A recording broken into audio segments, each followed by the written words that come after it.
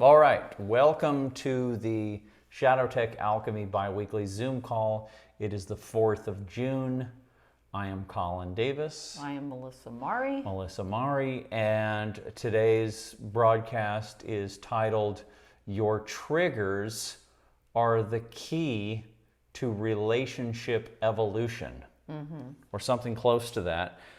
And we're also broadcasting on my Colin Evan Facebook page, and people are always welcome to watch over there, but we do encourage folks to come on our Zoom, on the Zoom call, and you can go there. You can get there by going to shadowtechalchemy.com/events, the events page. I always put the link to the Zoom call, and folks are encouraged to get in there so that they can We really, can interact. we can interact, and we can have an actual community. You can and actually ask us questions or any concerns that you're having with relationships or your own process of healing or spiritual evolutionary development, shadow work. whatever it is that you're doing that's aligned with us and our conversation, we can talk about it and have dialogue about that. So today, we try to think each, a few days before the broadcast, we try to think about what are we going to talk about this week. And although I really personally don't care about the Johnny Depp and Amber Heard divorce trial or whatever that is, we can use that to get into this subject. And I watched some of Johnny Depp's testimony where he talked about his family life. And I think you watched more, right? Yeah, I was curious of the whole dynamic because it's an extreme version of what happens when your complexes take you over. And what I also noticed about the public is most people have no idea that their relationship is the perfect combination, perfect fire for complexes taking control, their shadows, their epigenetic trauma, their personal trauma, their narcissism. All these complexes have been able to take them over to this extent that it creates this kind of chaos and damage. And this is and most people take sides, right? And and that's a trigger in itself, taking sides, because if you're completely on Amber Heard, the quote unquote victim side, it becomes this archetypal projection where Johnny Depp, well, depending on the way you see it, one side is the aggressor and one side is the victim. Right. And then you will project your own beliefs and your own psychological profile into the relationship as you see it. In this case, the victim kept flipping because in this case, Johnny Depp is the victim, and that's why he's suing her. For defamation, and he was abused by her. I guess that's what the jury found. I didn't really follow it that closely. And there were audio of their fights, but that's not even important who won. No, it's not. What matters is that this. I saw that Johnny Depp explained his own relationship with Amber Heard, and he explained his own relationship with, or his own family life. Right. And what we saw was a mirror reflection. Exactly. And this is archetypal, and this is happening all the time. So basically, Johnny Depp inherited his complexes. He inherited his pathology from his parents. Mm-hmm. And then he tends to get into relationships that keep that same profile going. Right. So the mother was crazy, was Borderline borderline personality. personality, and the father was just trying to duck and cover and keep the thing sustainable until they eventually divorced. And so now Johnny Depp resurrects that or recreates that profile in at least this relationship, and to a degree all his relationships. Yeah, probably. now Amber Heard had an alcoholic father. I'm not sure if it was drugs and alcohol. Right. And her testimony of her childhood, she was just trying to leave the home and get out of there as soon as she could. Right. But at the same time, when you don't have a strong father, you or strong mother, you tend to develop a child neediness for attention or just support. And in the feminine, especially if you're just naturally given the gift of archetypal femininity, beauty, that you find that you can get that attention satisfied by by that archetypal energy that's naturally coming through you, but it shifts into a shadow complex because it was never developed in a healthy environment. Right. And so you can follow her life and her being this arc. She just took all that narcissism, all that attention, because she was very pretty and had the perfect archetypal face. But whatever. Compared to Hollywood people, she mixes in there. You know. But so she was able to use that energy to her advantage, but it also was a shadow complex. Yeah, it's the femme fatale archetype. Right, and she wanted ultimately to be loved and taken care of by daddy, you know. She had different elements in there. Yeah, a lot of, but everybody has different elements. Everybody has these different archetypal flows going on. Right. And everybody has a different profile, and some of those elements revolve around complexes or areas where there's wounding. Right. And then those areas where there's wounding, those complexes basically become their own sort of autonomous little entities that will, in certain circumstances, will basically take over your consciousness and run the show.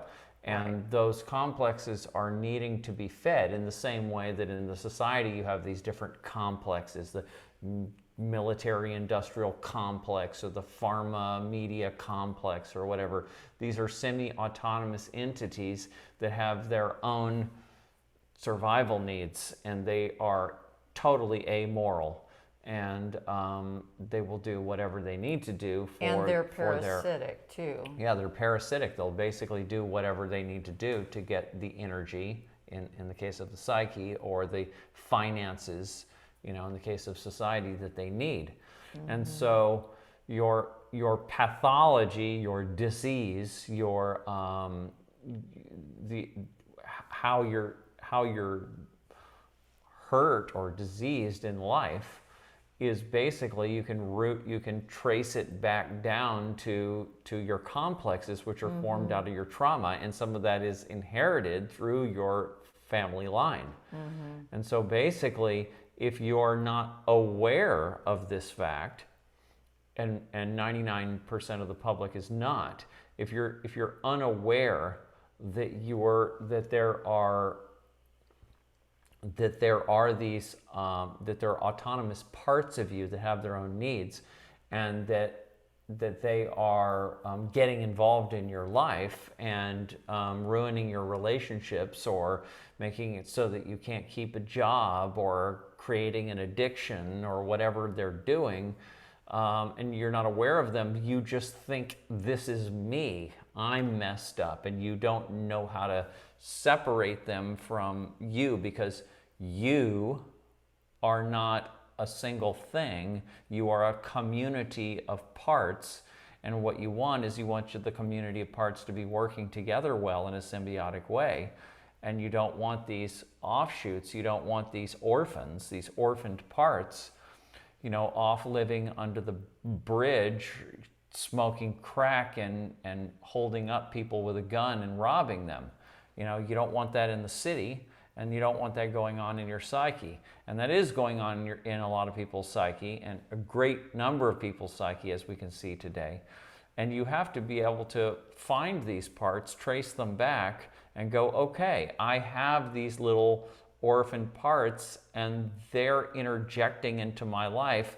And then my partner has these little orphaned parts, and they're getting involved. And what we have is, me and my partner have a relationship, and then me and my orphaned parts, or my complexes, have a relationship. And they're kind of we're pushing the orphans back down most of the time, until they say, no, we need attention too, and they rise up and they have their own little conflict. And this is what you see happening in these relationship conflicts, and what was happening with Herd and Depp.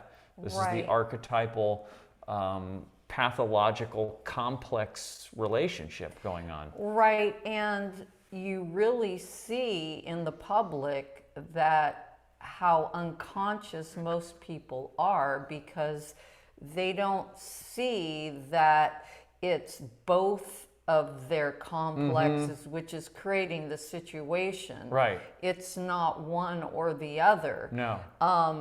And the other thing is that these triggers will just keep cycling themselves over and over and over again until you take self-responsibility.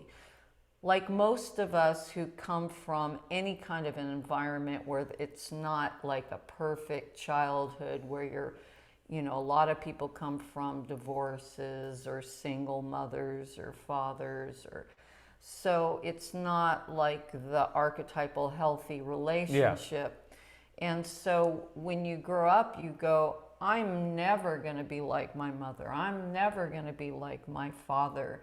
I'll never have a relationship that way. I'm going to be good to my wife or my husband. But these parts are still there. That's the thing, is that they are unconsciously inside of you, and they are just waiting for the perfect chemistry. It's a chemistry. Why are you attracted to that certain person?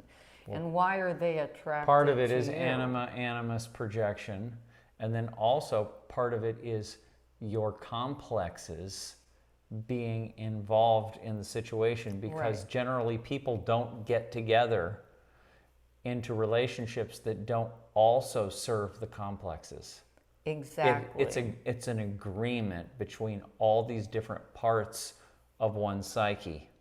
And especially when people have not yet been working on their complexes, they have a lot of influence in relationships, and they can actually drive you to get involved in relationships that you look back at later and you go, I didn't really have anything. What did I really even have in common with that other person, except for the fact that they abused me? Right? So in that case, it was basically just the complex was basically just getting off on it. But usually there's a combination, Usually a combination, yeah. There is another side to relationships, is that there's a spiritual side to relationships, that they can help the individual in the relationship grow in their own life, in their own personal evolution. And so that's why this chemistry, it can be around whatever it is. There's a very spiritual dimension to love and to relationships. Obviously, there's biological ones, but generally there's a lot deeper ones, Right. especially anyone who that would be on, say, the healing or the Right. spiritual path. There's always animus projection, where you see in the other person your ideal mate. That's, Right? yeah. That's there. And then from the Jungian view also, there's a higher purpose, a higher destiny purpose Right. coming from the greater self, which Right. sees the relationship as a vehicle for evolution.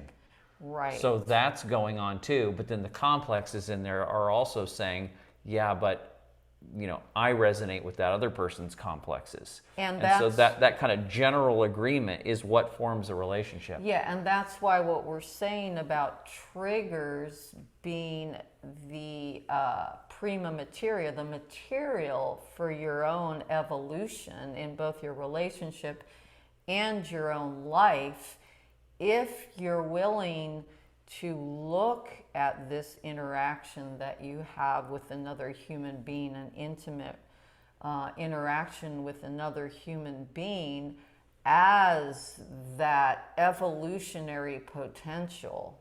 If you see it that way, it can transform the way that you interact with your partner, Right. or with another person. It doesn't Right. even necessarily, it could be a friendship. Oh yeah, You know- any relationship, if you wake up to the fact that conflict in relationship can be a vehicle for learning about yourself and your own programming that put you into that relationship in the first place, then that's where we get into the title of this video, which is that the conflict or the trigger is the key to the evolution of your relationship. If you can, so the first thing that you have to be able to do is to be able to study the trigger and say, okay, well, the trigger activated a complex which is basically rooted in an old wound that I'm still carrying around. And you trace it back to your childhood, you trace it back to your family, you trace it back to past experiences in life where you recognize, okay, this is a repeating cycle in life that gets triggered through relationship. And this is based on a trauma that I'm still carrying around. And so the first thing you can do with the trigger is that you can use it as a doorway into studying yourself and where your own trauma still lies. Right. But then secondly, if your partner, your friend, your partner is actually on board with this, well, then they can do the same thing. And then the two of you can talk about your experiences, and then you can start to have a mutual, symbiotic, evolutionary situation where even if the conflict shuts down communication initially, it can be brought back up later and said, and you can talk to your partner, can you explain why you were triggered, name your triggers or name your complexes and say, oh, it was this complex again. It's always when this happens that I seem to get jealous, or I seem to get sensitive, or I seem to get angry, or whatever it is. Jung said that complexes are feeling toned. In other words, they have a root in the emotional body, in the limbic system. And so they're very much energized by emotional states. So when a complex is activated, you will definitely feel very emotional. And so you can start to talk about the emotions that you feel and where they came from and when you felt them before, and just your partner can get to know your complex and you can get to know their complex, and then you can start to get above the complexes, name them, and start looking at them objectively as little individuals who are part of your life. You don't just have a two-person relationship, you have a multi-party relationship, and they can all be talked about and looked at and thought about and hunted down and traced back, and you objectify them. They're not you, they're part of you, and the ego aspect of you, the inspector aspect, can look at them and address them and that is what you disidentify from the complexes.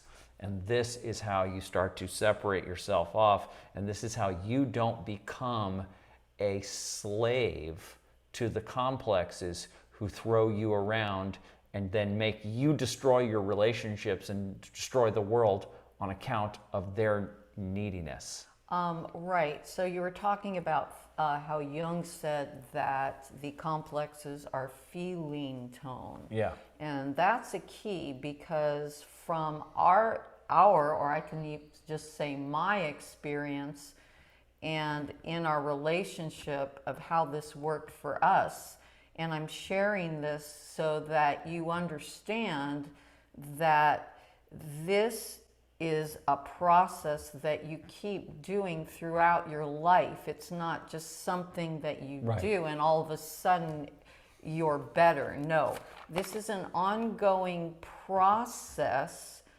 of, and at the beginning, when you're just starting this, you may not be able to wake up from your trigger until after there's a conflict. Right. That's going to be the case. So this can get very challenging, because a lot of people will just leave a relationship. Oh, that's dysfunctional. Right. I had this That's her. happen That's her there. fault. That's his That's fault. his fault. Yeah. And But so, no, it takes two to tango. It's the two of you Exactly. that created it, and you're going to create it again with the next person. right. And So, is that person a viable candidate for being a conscious alchemist? In your laboratory of relationship, could you work this out together? If not, well, you can try. You Well, can I would certainly say- use the relationship for your own inspection. I would say that if you have actually gotten married or you have children together, I would say then you're in I it. would say You're in that your responsibility, your Yeah. self-responsibility to yourself, to your children, and to your partnership Oh yeah. is very important. Yeah. And to just throw that away Don't do and that. then break up the family Don't system. do that. Just because Just- you wouldn't or couldn't look at your complexes. That just creates the same patterns They're just- again. Yeah, what you want. And it creates a traumatic break in your children. Yeah, it makes doesn't makes matter. that giant fracture in your children's life, and Yeah. then when they look back, first of all, they've already inherited your genetics, so they're going to already have a propensity towards recreating your pathology. That's already going to be there. But if you stay together with your partner and turn it into an evolutionary vehicle to whatever success you have in that, to whatever capacity is possible, your children now have the example of mom and dad did their best. They tried. They stuck it out. It was very difficult for them, but they were committed to using their relationship to work out their complexes, and they set the example for me. So now I can do that in my relationships. So Right. even if you inherited genetically their junk, at least if you're the parent, you now serve as an example for your children, and how the parent didn't break up, didn't further the trauma by having a divorce, and served as an example for the right way to do it. Of course, there's extreme versions where where a cycle Yeah. is damaging to the point and your partner Oh, yeah, is yeah. not willing to do the work. Well, of course, Right. then you may have to leave Yeah, yeah. that There- situation. There are examples. But, Yeah. but if what I see out in the culture is just this cycle of people not working hard enough, No, not not at all. taking enough self-responsibility, not working hard enough Oh yeah.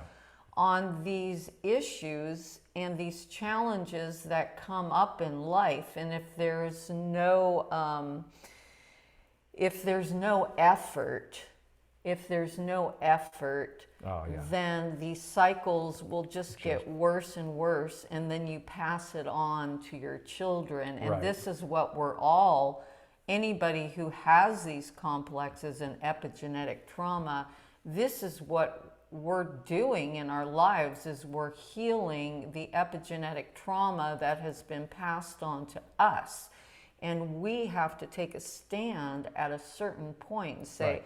I am responsible. It doesn't matter what happened, all the epigenetic trauma, the abuse, the addiction, mental illness, whatever it is, there comes a point where you just have to say, okay, I am the vessel for healing my family line, right? Yeah. And that includes... I'm the vessel for no one else is going to do it but me. Right. I am the vessel for healing Yeah. my family line. That's it. And that will get passed on to your children Right. and your children's That's children. right. And then real healing and Right. evolution will happen. Yeah. And this is how I see the way that we as a culture, as a society, can really start to heal and become a more healthy, balanced society, is this kind of work on our relationships and on our self-responsibility and work. And this is what we're talking about. And that's why I would say when the going gets tough, work harder. Right. And take more The responsibility. tough get going. Right. Right. So this is what we're saying. So when you first start to do this, say you have a relationship with your partner and things are just kind of like going along, but you have these feelings and you're not having communication, and even Right. if you're having communication, you're Right. both kind of holding back. Right. Or you're kind of tiptoeing around the A complex. partner, which is basically tiptoeing around the complex. Yeah, you're tiptoeing around the complex. So when you start to say, okay, and if both of you take this path, which is the best way, you can do it yourself as an Right. individual. You just have to tell them what you're doing and what your Right. belief system is around this. Right. But when you start doing this, your patterns or the triggers are actually, they may get bigger at first. They may... Oh yeah, because they're being poked at and looked at. Yeah. They act like they're very parasitic and they're very cyclical. So they're chronic. They're chronic, and so there'll be a trigger, and then one or the other of you will get triggered, and then it starts this cycle Right. of this Right. feeding Right. of the complexes. Right. They start having this little dance, Right. and before you know it, you're caught up yelling, in the cycle. You're yelling. crying, You're throwing or things. whatever. You're crying. Yeah, exactly. So the first thing that you Children are running away. the first thing that you can do, as soon as you understand that you've been triggered, one of you, it might not be both of you. Yes. It might just be one of you who says, wait a minute, this is the same thing that happens all the time. Right. What happened? So you have to make yourself and the partner aware of that as soon as you wake up. Now, Right. if the other partner is just been totally taken over by the complex, it may be difficult for them to wake up out of it at that particular moment. Yeah, won't happen. So you, the one who wakes up, and this might I mean, it drive- can happen later, and once you get to at least where our level is. Well, then you we've been doing this for 10 years then now. one so- person can bring up, okay, I see we're moving into the cycle right now. I can feel it. I'm feeling more sensitive. You're obviously being reactive. So let's just stop right now. Think about what's going on and recognize that the cycle's starting, and let's not talk right now, and let's process. Right. And that's what you do. So you tell your partner that you recognize that the cycle is starting. And if this is harder when your partner's complex wants to run and you want to process, you want to move into this where we're going to go here. And if you try to walk away from the other person, they're going to run after you. They want the complex to keep going. And so there is initially, it's difficult to get to, it can be difficult to get to the next stage, but you can get to the next stage, and you just have to stay on it. And then after a few of these, the other person gets the point that, well, let's see, Johnny's doing this inner work now. Johnny's not going to react the way he was. And basically you can move through that stage where the other partner won't let you off the hook, and they will force you into the conflict.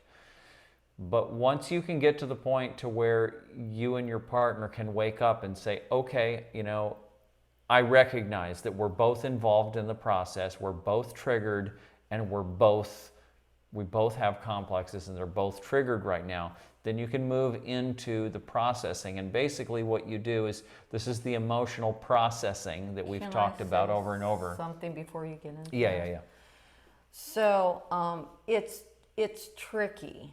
We're talking about this because of our own experience of doing this for 10 years. But I remember at the beginning, it's very tricky. Yeah, it is. And these complexes have a life of their own, and they can take you over. Mm-hmm. And they will do things like do something like try to get the other person to react. Yeah, even after you've made the other person aware or whatever, there are these parts of us, say the needy child, that is being taken over into your conscious, and they're in you, and they just want daddy's attention. That's all they want, and they've totally taken over your consciousness. They will do things, and in the extreme, this is a borderline personality disorder. It is, and you can actually sometimes get through the complex is if you recognize that the part of the reacting person that's hurt and is crying is needing daddy's attention, and you're daddy. Well, then you can go over to the other person and you can hug them and you can embrace them and you can try to move through the complex. And sometimes that will work, and sometimes the other person, and sometimes it won't. Sometimes they will reject it and throw things at you, and you won't be able to get near them. And so you just have to basically stay as high. I mean, generally,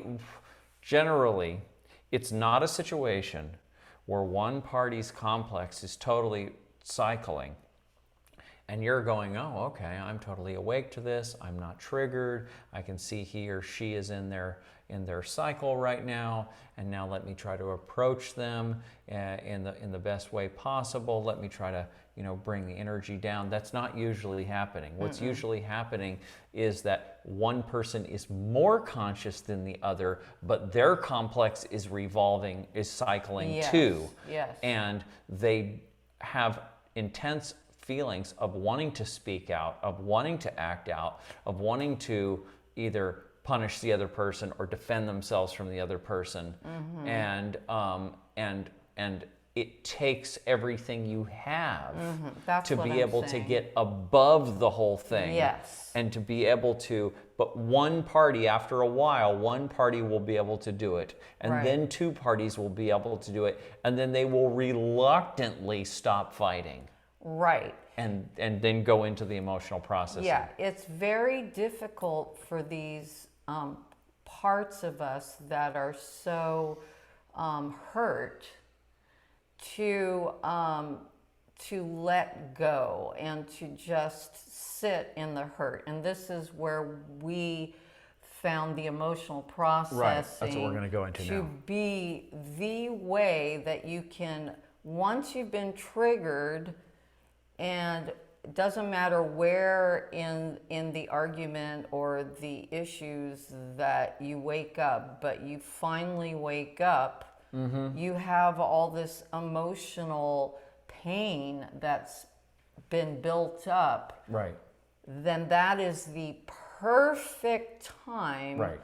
to sit down Right. by yourself. Right. Your partner can sit next to you, but should just let you sit Right. in your emotional pain and allow it to go through you. Right. To It's like draining some kind of a wound or something Right. that has pus at the surface. Right. It's like you're squeezing the thing and it's just flowing out. You're just letting this emotional wound start to purge Right. and flow. And Eckhart Tolle says calls it a pain body. yeah, you can call your complex or your complexes your pain body. And the emotional processing, which comes from John Ruskin's book, Emotional Clearing, and we have multiple videos on our YouTube channel with the word emotional processing in there that folks can search on. It's a chapter in our book Shadow Tech, which you can get at shadowtechalchemy.com or on Amazon. And that's where it's basically been truncated down into a short chapter, which is you can just read that and get the whole thing. But basically, you are now taking the emotional energy that it has been triggered by the complex and that wants to do a full cycle and that would normally either self-harm or harm the world, harm your relationship. It would blow up in the world. It would blow up in the world, either a self-inflicting or in your outer world. Or it would cause your ego, which is suffering so much, to take a substance, a drink, or smoke weed, or shoot up heroin, or whatever it is. We call that displacement. To try to damp down on the emotional tide. Right. So what you're doing here, or you can get sick, physically sick. Yeah, or you may get sick, right? But you get all kinds of physical symptoms. We talked Right. about that last week. Your disease is a mind virus, it was called. Right. So what you're doing now is that you've awakened that you're in a cycle, and you can do this when you're in your own cycle on your own, when you're triggered by something else. Or when you're triggered by your partner, Right. more accurately your complexes, you basically go sit down with this, and then you allow this emotional energy to just move through your consciousness. You watch yourself wanting to blame the other person, you watch yourself doing all that. Yeah, all these thought and you forms just are- allow the emotional energy to come up, and this is very important, you watch your ego mind try to get through this and get over this and get off the couch and move on. Right. It wants to hurry up and it wants to not feel these feelings. And what you Right. say to it is say, no, we're going to be here as long as it takes. We're going to be here as long as it takes for all this energy to move until I'm totally clear. And so you're going to sit there on the couch for an hour. You're going to sit there for, maybe it's only a small thing and it really only takes 5 or 10 minutes. Maybe it's a big thing and it takes an hour. But you're going to sit there and you're going to allow this energy to move through you without hitting anything, although you can and should cry. Yeah, I was going to Yes. point that out is Yes. usually because that's the way we release this emotional Yes. trauma is through tears. Yes. It chemically, it really chemically moves the energy. It really does. The more crying, the better. It really is. If you're doing this and it's working, at the beginning you will cry a lot. Yeah. And after you've done it, you might not feel it immediately, but even a couple days later, you will feel more space in your psyche. If you're sensitive energetically, you will feel it in your consciousness, a feeling of space. But this is something that it's a healing practice. Everything that we're talking about is a healing practice. This is starting practice. to drain the emotional energy. Right. It's retraining your physiology to move this emotional energy through proper channels. Right. And it is giving the opportunity, if you're doing this with your partner, for you to now change the whole narrative and the whole habit of what happens during a fight and after, to, instead of, we stay away from each other or we would do whatever it is, no, we actually, this is part of the work that we do together. Right. And it moves the whole thing into a habit of relationship evolution. Right. And so you just keep embracing your triggers, your complexes, your cycles. When they occur, you step out of them as soon as you can become conscious of them. You identify them as, okay, cycle's happening. Let's back off and let's go process the emotions. And then you get to the point to where you're able to do that, and then you get a lot less fighting. You start to drain all this stuff, and you start to clarify yourself, and you start to feel lighter. And over time, you just add this to the way you live life. Right. And you mature in the process. And I can say from personal experience. And you move from a state where you were once about to have a divorce to a state where now you are so grateful that you have this partner that you can use to evolve yourself and to mature yourself from psychospiritually, yes. Right. So I can say from experience of doing this now for 10 years that I've gotten to the point of great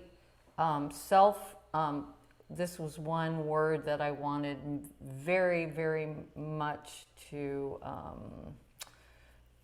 keep in your mind is self-responsibility. Yeah. Because you take more and more self-responsibility for these parts that have been traumatized, and then these complexes come online and become autonomous. You're taking more and more responsibility. You're knowing what that part is, what it represents, the whole structure of it, the whole story of it, so that you can create more and more awareness, so that you can, at a certain point, be able to catch a trigger or catch an incident and stop it from even occurring. Yes. Because you can choose, once you understand and you have a certain amount of awareness and you've cleared a lot of this emotional energy. Yeah, it's not at the top boiling over anymore. You can choose how you respond to every situation. Very important point, actually, is that as you do the work over time, you lower you increase the amount of headroom that you have before your complexes are triggered. Your complexes are shrinking, basically. Right. The emotional energy behind them is shrinking, and so therefore you have more ego control, more conscious control over the situation. And even if you might be compelled to act, you can at least control it. In other words, I'm on the highway and some crazy guy is passing me in the breakdown lane like an absolute lunatic, almost causing an accident, and he's flipping me off in the rear view mirror or whatever, and I'm yelling in the car and honking at him. I'm reacting, but I'm watching myself do it, and I'm honking back at this guy and flipping him off as he passes me up is pretty mild, but chasing after him and chasing him down and going up next to him and rolling down my window and shouting at him In Texas, until where he pulls a everybody's gun on armed. me. Yeah. That's being taken over. Yeah. And so even if you are triggered and you are reactive, you're only somewhat reactive and you're watching it the whole time and you're in control of it and you're like, okay, yeah, I got a complex, it's running right now. I was triggered but I'm not going to take it too far. I'm only going to, let it go this far. Yeah, also, I can say for myself, because once I understood the story and the epigenetics in my family of the dynamics of relationships and not having a father who was present and who was an anger what do we call that? Angerholic. Rageaholic. Rageaholic, yeah. Right. And so once I took self-responsibility of that and said, it's okay. It's okay. And I can choose how to respond to a circumstance. Say that story of you on the freeway is a real story that happened last week. And I, on my end, instead of like freaking out, What are you doing? Yeah, no, just making more chaos. I just said, okay, I can choose how to respond, and I do the opposite. I said, I know that this is something my father would have done the same thing, and I have a choice on how I can respond to the situation. And so what I do is I take the energy, I understand that this is a story that's in my system. Yeah, it's in your field, in your movie. It's in my field, and so I can be calm and understand that, have more spatial awareness, Right. and not get emotionally involved in the Right. situation as much. So then it won't become something that's totally out of control. Right. It becomes something that's manageable. Yep. And this would be the same for my own complexes.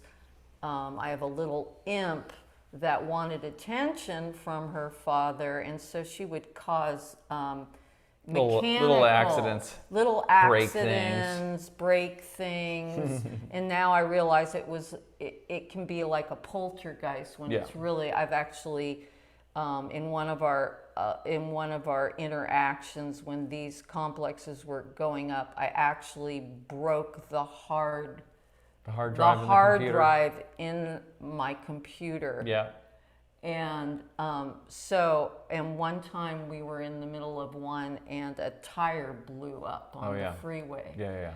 So I realized that this energy not contained can become that extreme. Well, this is what you see going on all over the place in the world right now. You see all these shootings. I mean, some of them are black ops, where you have these people who are groomed for this situation. Right. But a lot of them are copycats, and they're just people who, I just watched a video of this one young man who just pulled up in front of a police station, and the camera filmed the whole thing, the security camera, and he pulled up in front of a police station in some small town and started unloading gasoline, cans of gasoline, and also cups of pre-made pee and feces.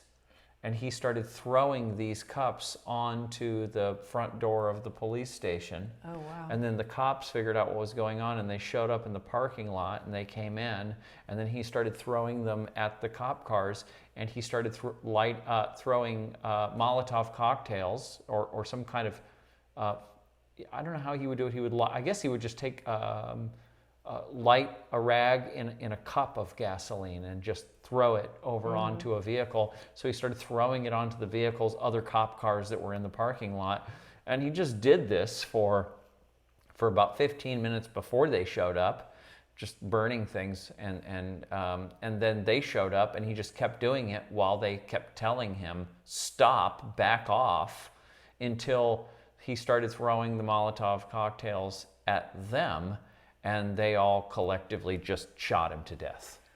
Right. So this is a complex, an autonomous complex that's gotten so powerful that it's running this guy's life into, actually, it's not only a parasite, but it's a necrotrophic parasite. Right. It's a parasite that kills the host. Yeah, and on the victim side, suicide. Yeah, that's suicide by cop. Right. So that's caused by an autonomous Right. complex that it's grown so large. And then we heard later that the guy had mental issues, so he didn't have the ego strength to be able to work on this. But that's an example, and you look at the news now, and you see hundreds of examples like that just in our country alone happening every day. And then you have these giant examples of countries going to war with each other, and you turn on the TV and there's all these war hawks saying, kill those Ukrainians or kill those Russians or whatever. And it's just this huge inflamed pain body complex of the whole society. And so... Yeah, I was getting into this one complex, this imp one that has, Oh, yeah. and that how I've been able to deal with that, and in terms of our relationship, again, is because I understand the complex, I understand where it's coming from, that it's wanting attention, that if I start to see myself getting clumsy or doing little things, I know that that part of me, that particular complex is wanting attention. Right, it's coming online. What I do is I start to talk to it and I give it my attention, so that it doesn't have to seek attention in the outer environment. Right. Sometimes that start to soothe it. You soothe it. Sometimes that would make me again have to emotionally process. Might have to cry a little bit. And so with this awareness, it's self-responsibility. Number one is that you have to take self-responsibility. Yeah, all conflicts, all triggers and the resultant conflicts, whether in your own personal life or in relationship, are your responsibility. Right. And then awareness is how you take responsibility. Right. That's how you take responsibilities. You become aware of these parts. Right. And then you develop a relationship with these parts. That's right. That's your ongoing duty to continue to work with them. Yes. Yeah. And so it's ongoing. And as you do this, it becomes easier. And what you're going to notice in your outer life is there will be less conflicts. Right. Or if there is a conflict, you have a choice now of how you respond to that conflict. And you can choose, say, okay, what is my side? Why am I seeing this conflict? Why am I in this conflict? It doesn't necessarily even have to be a relationship. It could be something at your work, or just that, or like on the freeway, like what happened to us. And you start to see it as all this, like this dance of this chaos, and then this of these different parts interacting everywhere to kind of like get sustenance, get energy. Yeah. Remember when we were talking about this whole issue with something from your families, your family, and how all these different players in this particular issue that's going on is all of the people involved, their complexes are all getting involved. My stepdad's family? Yeah. Yeah, They're all getting involved in this collection of chaos. Drama. Right. Why does drama exist? Is because all these players are not taking personal responsibility for their part of the equation That's right. of the drama. That's all it is. So that's why we're so passionate about doing this work, because we really feel That's all there is to do. that it will have an effect on the outer world. It will have an effect on our... Paul Levy put out, Paul Levy, the author of Dispelling Wetiko, and the guy who popularized the use of the word Wetiko to basically as a synonym for the shadow and for the movement of autonomous complexes. And we're going to have an interview with him. We actually have one interview with him already, but a second one sometime the end of the summer. But he sent out an email, basically a short email saying this is a manual for dealing with a Wetiko. And basically the formula was to become aware of and disidentify from your complexes. And this is it. I mean, it's interesting that Jung almost called his brand of psychology complex psychology. He called it analytical psychology. And then together with, I think, Adler and Freud, it's called, that grouping is called depth psychology. But yeah, complex psychology. This is the psychology of your complexes. Complexes are basically just organs of the psyche, and they're not necessarily good or bad. They're just functions of the psyche. But what we're talking about here are autonomous complexes. These are complexes that are split off parts that should be rejoined with the community of the psyche and have a healthy relationship with the rest of you, but they are orphaned parts. Right. And so that's what we're talking about here today is working with these orphaned parts and disidentifying from them, becoming conscious of them, zooming out, seeing their activity from a higher perspective, getting involved in their behavior before they act out and fully cause a destructive cycle, using them as triggers into the emotional body, processing those emotions, especially with your partner, or if you don't have a partner, alone, and just processing those emotions and slowly starting to drain the wounds behind the complexes, and they will slowly start to integrate, and you will slowly become more and more aware. And then the whole process of doing this and using your complexes as a springboard, as an exercise, basically is the very exercise that causes you to mature. It is the very exercise, like doing anything. It is the training that you need to get to the Olympic level. Right. So this is your training. Yes. This is your training, and by doing this work, you're resolving your own issues, you're resolving your own addictions, you're resolving your own relationship conflicts, and you are becoming a much more, a more enlightened person. You're becoming I would say, a balanced human. we don't have to use that term enlightened, but really that's what it is.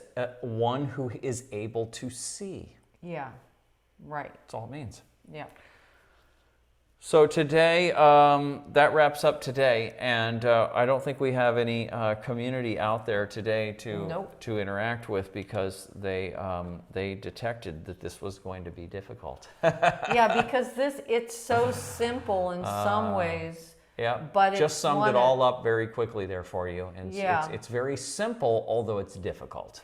Right, because taking self-responsibility for your own psyche, your own wounding, everything that's going on in your inner world. That's why we're in the state we're in, because no one wants to do that. Yeah, this is what Carl Jung was trying to say before and after World War II. Oh yeah. And we're still in the same. Doing it the same. Yeah. Although I'd say that for the tiny percentage of people who have taken Jung's work and have taken it seriously, and have even even leveraged it to an even higher level, for those few people, there are a handful of people who are even more aware than people were aware. There has been evolution, but it's just been in a tiny fraction of the public. Right. So evolution is happening, but more slowly than we would like. So there we go. Okay. ShadowTechAlchemy.com. We do these every 2 weeks, and folks can contact us through the website. So thank you all, Thanks. Have a great day. and we will see you very soon.